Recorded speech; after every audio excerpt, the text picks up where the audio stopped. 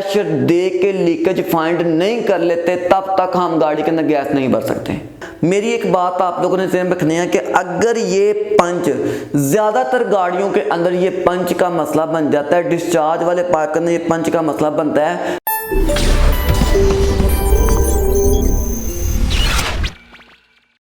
अस्सलामुअलैकुम दोस्तों, उम्मीद करता हूँ आप तमाम लोग ऐसे होंगे। अल्लाह पाक आपका अपने ईमान में रखे। आप देख रहे हैं ऑटो के यूट्यूब चैनल। दोस्तों EFE ऑटो इलेक्ट्रिशियन की क्लासेस प्रॉपर तौर पर अकेडमी के अंदर भी चल रही हैं और जब भी मुझे टाइम मिलता है मैं वक्तन फ़वक्तन कोई ना कोई वीडियो अपडेट कर देता हूँ ताकि जो लोग मेरे तक नहीं पहुँच सकते उन तमाम लोगों तक ये इन्फॉर्मेशन पहुँच जाए। दोस्तों मैंने आपको AC गेज के बारे में शेयर किया था, भाई टाइम नहीं मिलता वीडियो बनाने के लिए, लिहाजा मैं आज दोबारा बैठा हूँ वीडियो बनाने के लिए। तो आपको मैंने AC गेज के बारे में शेयर किया था कि आपने अडाप्टर कैसे लगाना है, आपने प्रेशर कैसे देना है, ये चीज़ें कैसे करनी है, आपने ये कौन सा पाइप कहाँ लगा के आप लोगों ने इसको कवर करना है। ठीक है, अब मेरी एक बात आप लोगों ने ध्यान में रख लेनी है। मैंने आपको बोला था कि आपने गाड़ी के अंदर प्रेशर देना है। अब प्रेशर कितना देना है, अब प्रेशर के ऊपर एक बात पे थोड़ी फोकस कीजिएगा। प्रेशर आपने हर गाड़ी के अंदर 250 से 300 बार प्रेशर देना है, इससे ऊपर प्रेशर देने की आपने कोशिश नहीं करनी। ठीक है, क्योंकि बहुत सारी गाड़ियां होती हैं, कोई लैंड क्रूज़र भी आप देख रहे होंगे, फार्चूनर भी आप देख रहे होंगे, जिनके अंदर बड़े बड़े यूनिट होंगे, तो हम उसके अंदर हम इतना ज़्यादा प्रेशर भी दे सकते हैं। कुछ गाड़ियों के अंदर 350 400 बार भी प्रेशर दिया जाता है, ताकि अगर हमें पहले स्लो लेवल पे हम लीकेज को फाइंड करते हैं, फिर हम बड़े लेवल पर देखेंगे, ज़्यादा प्रेशर दे के चेक करते हैं क्या मामला बनते हैं। मेरे पास ये मुकम्मल तौर पर एक गेज मौजूद है। ठीक है, मैंने आपको कहा था कि दरमियान वाली गेज आपने एक कंप्रेसर मिलता है, उसके ऊपर 2 पाइप निकलते हैं, आपने वहाँ पे लगा लेना है और वहाँ से फिर हवा निकल के सीधी इधर आएगी और आपने इसको खोल के आपने 250 बार प्रेशर दे लेना है। ठीक हो गया, जब 250 बार प्रेशर दे लेना है तो उसके बाद आपने लीकेज चेक शुरू कर देनी है। ठीक है, लीकेज का एक निज़ाम शुरू कर देना है, वो मैं आपको बताता हूँ कि वो आपने कैसे चेक करना है। पहले नंबर पर मैं यहाँ पर बनाता हूँ कि एक इवेपोरेटर। ठीक है, इवेपोरेटर भी मैंने आपको शेयर किया हुआ था। ठीक है, इसके अलावा आपको एक कंप्रेसर, जो आपको मैंने बोला था कि इंजन की पुली के साथ चलना है, आपको एक पूरा सर्किट बना के मैं बताता हूँ। और ये आपके पास एक कंडेंसर है। ठीक है, कंडेंसर आपको पता है कि आपका बम्पर के सामने रेडिएटर के साथ आपको लगा, यहाँ से पाइप गुजर के यहाँ कंप्रेसर तक जाएगा, कंप्रेसर से निकल के आपका कंडेंसर तक जाएगा, अब कंडेंसर से गुजर के आपका बोतल तक जाएगा और बोतल से गुजर के सीधा आपके वेपोरेटर के अंदर चला जाएगा।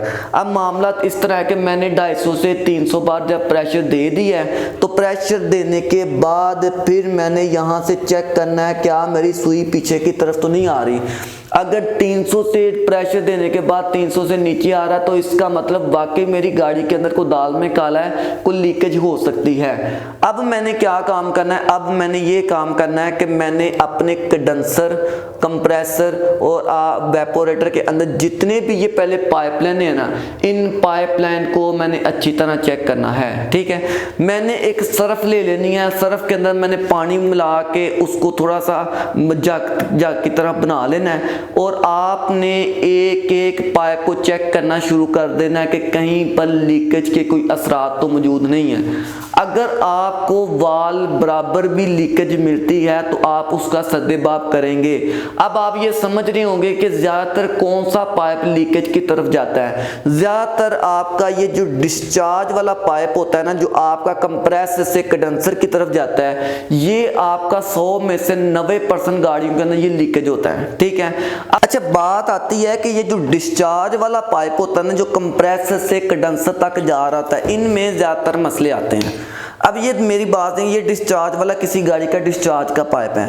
आप ज़रा गौर कीजिएगा कि डिस्चार्ज वाले पाइप ये सारे का सारा सिल्वर है और पीछे सारा रबड़ है। अब इस रबड़ और सिल्वर को आपस में मिलाने के लिए एक पंच है, इसको हम कहते हैं, एक डब्बी टैप होती है जिसको मशीन में रख के हम इसको पंच करते हैं, इसको पंच कहते हैं। ठीक है, मेरी एक बात आप लोगों ने ध्यान रखनी है कि अगर ये पंच, ज़्यादातर गाड़ियों के अंदर ये पंच का मसला बन जाता है, डिस्चार्ज वाले पाइप के अंदर ये पंच का मसला बनता है, तो आपने इस पाइप को ज़रूर चेक करना है। अगर ये पाइप गाड़ी के अंदर लगा हुआ है तो आपने इसके ऊपर आपने सर्फ वगैरह डाल के चेक कर लिया, आपको लीकेज नहीं मिली तो यहाँ आपने एक साथ हाथ लगा के चेक करना है। अगर आप साथ हाथ नहीं लगाते तो हमें अच्छा बेहतर अंदाज़ा नहीं हो सकता। तो अगर साथ हाथ भी लगा लिया, हमें कोई लीकेज नहीं मिली, तो फिर एक और चीज़ चेक करनी है कहीं पर कोई ऑयल वगैरह तो ना आया हो। अगर ऑयल वगैरह आया होगा तो फिर तो हमारे पास पॉसिबल है कि इसी का ही मसला है, लेकिन अगर ये इसका पंच लीक हो गया, ऑयल आ गया या कुछ भी, आपने इसका फसदेबाब कर लेना है।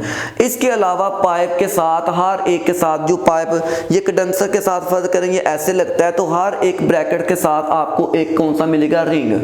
भाई क्लियर हो गया, हर एक के अंदर आपको एक रिंग मिलेगा। आपने रिंग चेंज करने शुरू कर देने हैं, ठीक है। आपने इसका रिंग भी चेक करना है। अगर आपका यहाँ से कोई लीकेज आती है, अगर ये गाड़ी के अंदर लगा हुआ है, आपका कंप्रेसर के अंदर लगा हुआ है, अगर आप यहाँ से सर्फ लगाते हैं, यहाँ लीकेज आती है, तो इसके रिंग के अलावा आपको कुछ मसला नहीं आएगा, ठीक है। आपने इसका रिंग जरूर चेंज करना है। आपको मार्केट से, लाहौर से आपको हर जगह पे इसके रिंग आपको आम मिल जाते हैं। आप कहते हैं कि फर्ज करें कि हमने इस डिस्चार्ज वाले पाइप को भी डिटेल से चेक कर लिया है, हमने इन पाइपलाइन को भी, बोतल को भी, हर चीज को हमने डिटेल से चेक करिए, हमें लीकेज नहीं मिली, तो अब हम क्या करें। अब आपने ये काम करना है कि जिसके ऊपर आपको ज्यादा डाउट मिलता है ना, अब आपने वो करना शुरू कर देना है कि फर्ज करें कि कंडेंसर आपको मिलता है कि ये डाउट में है, तो आप कंडेंसर आप खोल लें। कंडेंसर खोल के उसकी एक नाप को आपने बंद कर देना, एक पाइप को आपने फिटिंग लगा के बंद कर देना है। दूसरे के जरिए आपने इसके अंदर आपने हवा का प्रेशर देना है। हवा का प्रेशर देने के बाद आपने इसको क्या करना है, आपने इसको पानी के अंदर डाल देना है। जब पानी के अंदर डाल देंगे तो आप देखें अगर वहां से बुलबुले नजर आते हैं तो फिर आप कंडेंसर का सदेबाब कर लें। इसी तरह आपके पास कंप्रेसर आता है, एक पाइप को बंद कर दे, दूसरे पाइप के जरिए आप इसके अंदर प्रेशर दें। लेकिन एक बात थोड़ी सी आपने क्लियर करनी है कि कंडेंसर को प्रेशर आपने देना है 100 बार। अगर आप इसको बाहर रख के चेक कर रहे हैं 100 बार प्रेशर देना है। कंप्रेसर को आपने 80 बार प्रेशर देना है। इवेपोरेटर को आप 100 बार दे लें या आप 80 बार प्रेशर दे के आप इसकी लीकेज को फाइंड कर लें। तो यानी कि हमारे पास एक सबसे इंपॉर्टेंट रोल है कि जब तक हम इस गाड़ी के अंदर हवा का प्रेशर दे के लीकेज फाइंड नहीं कर लेते, तब तक हम गाड़ी के अंदर गैस नहीं भर सकते। ठीक हो गया। इन चीज़ों को आप लोगों ने याद रखना है। ये पार्ट मैंने आपके लिए इसलिए शेयर किया, इंशाल्लाह नेक्स्ट पार्ट में आपके सामने शेयर करता जाऊंगा। चैनल को सब्सक्राइब कर लें और बेल आइकन पर जरूर प्रेस कर दें ताकि आप तक आने वाली वीडियोस मैं आसानी के साथ पहुंचा सकूं। शुक्रिया।